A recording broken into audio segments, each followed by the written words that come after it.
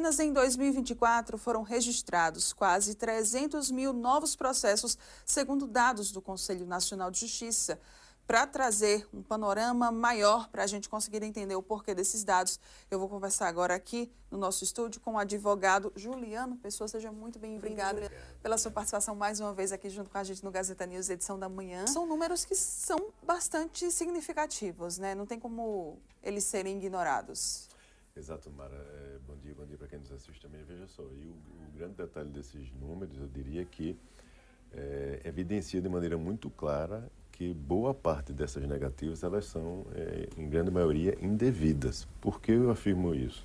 Quando a gente confronta esses dados com o número de demandas judiciais e com as decisões dos magistrados nos processos judiciais, a gente verifica que boa parte das vezes os consumidores conseguem reverter esse indeferimento administrativo no Poder Judiciário. Então, ou seja, constata-se, né, e passa por uma avaliação muito mais criteriosa dentro do processo judicial, então constata-se com facilidade de que não deveria ter existido essa negativa administrativa. Então, é isso que, infelizmente, termina levando cada vez mais beneficiários a procurar o Poder Judiciário, porque é a única saída que resta. Quando você solicita um procedimento que é essencial para a sua condição de saúde, a operadora nega ou cria obstáculos, ou você recorre ao Poder Judiciário, infelizmente você não terá aquela assistência devida.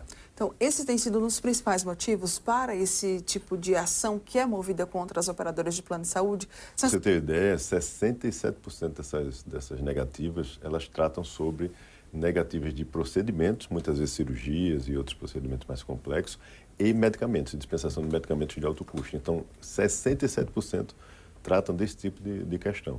E mais de 31%, a gente está tratando aí do reajuste, né, também dos planos de saúde, que é outro dilema que os beneficiários enfrentam hoje e que já chegou fortemente no Poder Judiciário. Então, esses dois tópicos, eu diria, são os tópicos que concentram aí boa parte dessas, quase a totalidade dessas demandas e, infelizmente, como nós falamos, é algo que a gente não verifica, Mara, médio prazo, pelo menos, sim, uma resolução disso, né? Porque, como eu falei, as operadoras focam muito na redução de custo, tentam brecar ao máximo o acesso, muitas vezes, de tratamentos indispensáveis à saúde do consumidor, do beneficiário, e para o paciente não resta, ou ele busca, de fato, o Poder Judiciário, ou ele não tem atendido a sua demanda, que foi, ressalte, foi prescrita por um profissional médico devidamente habilitado, que aferiu, no caso daquele paciente, que ele tinha necessidade daquele tipo de tratamento. Houve alguma mudança significativa, né, nesses contratos, realmente, dos planos de saúde recentemente? Ótimo, essa pergunta é excelente. Veja, nós tivemos duas mudanças recentes no final do ano, trazidas pela Agência Nacional de Saúde Suplementar. A primeira delas é uma resolução que trata sobre as modificações do cancelamento por inadimplência. Então, isso é algo que gera muita dúvida. Muitas vezes as operadoras terminavam não comunicando de maneira clara, de maneira inequívoca, e agora a resolução da ANS, para você ter ideia, ela exige que, primeiro, tem que existir 2 mensalidades em aberto para que possa se ter esse tipo de cancelamento. Segundo, a operadora, Amarela, terá que comprovar de maneira inequívoca, é assim que está posto na resolução, de fato, a palavra, que ela notificou adequadamente esse beneficiário, ou seja, oportunizando a ele a possibilidade de adimplir o seu débito. Então, o que é que a resolução traz?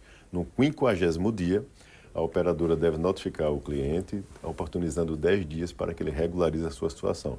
Caso ele assim não proceda e estiver com 2 mensalidades em aberto, como nós falamos, ela poderá cancelar. E várias outras regrinhas dentro desse contexto. Para você ter uma ideia, a resolução anterior e a legislação já previam que aquele paciente internado, por exemplo, em hipótese alguma, ele pode ter o seu plano cancelado nesse período. Sim. Mas ela não tratava do pós-internação. Então, o paciente muitas vezes saía e aí se procedia de pronto o cancelamento do plano.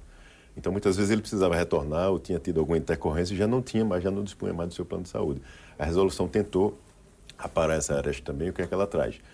O paciente internado e inadimplente, quando receber a sua alta, a operadora deve notificá-lo de maneira inequívoca, novamente destacando, para que oportunize 10 dias para que ele pague.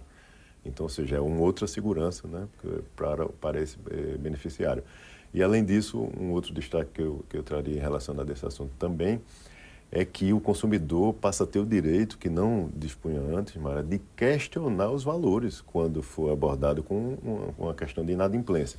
Então, muitas vezes ele pode ter pago, ele pode questionar o valor, que não é aquele, por algum pagamento que ele efetuou. Então, ele pode sim pedir esclarecimentos da operadora e enquanto ela está analisando para poder retornar para esse beneficiário, ela tem que brecar esse prazo. Então, ou seja, ela analisa, devolve, sanando a dúvida daquele beneficiário e, após isso, ela oportuniza 10 dias para que ele pague a sua fatura. Então, ou seja, são vários mecanismos, eu diria, de segurança, né, de resguardar o direito do consumidor e deixar um recado claro, Mário, eu diria, para as operadoras, de que é algo muito grave, muito drástico você cancelar um plano de saúde de um paciente, né, de um beneficiário, que muitas vezes interfere em todo um contexto de tratamento, às vezes, de saúde que ele está sendo submetido. Então, ou seja, é algo sério e não pode ser feito de qualquer forma. Esse é o recado da agência. Isso pode, inclusive, também, né, até aumentar ainda o número de ações, né, que tramitam na Justiça brasileira em relação aos planos de saúde, né?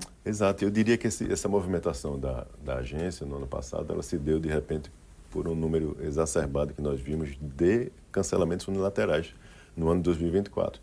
Então, de repente, por essa movimentação, a agência viu-se no dever, na obrigação de modificar essas regras e trazer esse rigor maior para poder trazer mais segurança, de fato, para o consumidor, porque, como você falou, houve uma avalanche, consequentemente, de demandas judiciais justas, né, eu diria, necessárias para poder resguardar o beneficiário lá na ponta. Então, como é que acontecia muitas vezes, Mário, para você ter ideia?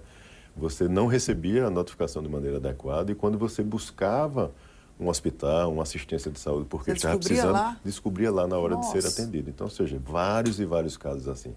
Então, é isso que se quer brecar. A operadora sabe, ela tem ciência da legislação, ela tem um corpo jurídico, toda operadora tem um suporte jurídico naturalmente, é muito bem capacitada, eles são conhecedores da legislação, das normas e sabe muito bem que não é essa forma de proceder. Então, o que se exige é que respeite o Código de Defesa do Consumidor, respeite a população e aí sim, todo mundo sendo respeitado, acho que a coisa flui de maneira natural. Quanto beneficiário, né?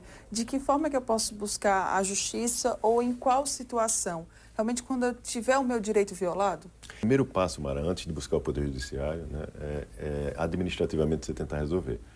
Qual o primeiro passo? A própria Agência Nacional de Saúde Suplementar. Então, liga para a ANS, abre uma reclamação. É possível todo e qualquer beneficiário do país abrir uma reclamação em face de uma operadora. Abre uma reclamação, a operadora vai ter prazo, no máximo, para você ter ideia, de 10 dias para trazer esclarecimentos sobre aquele caso concreto e a ANS dá um retorno para o beneficiário em seguida.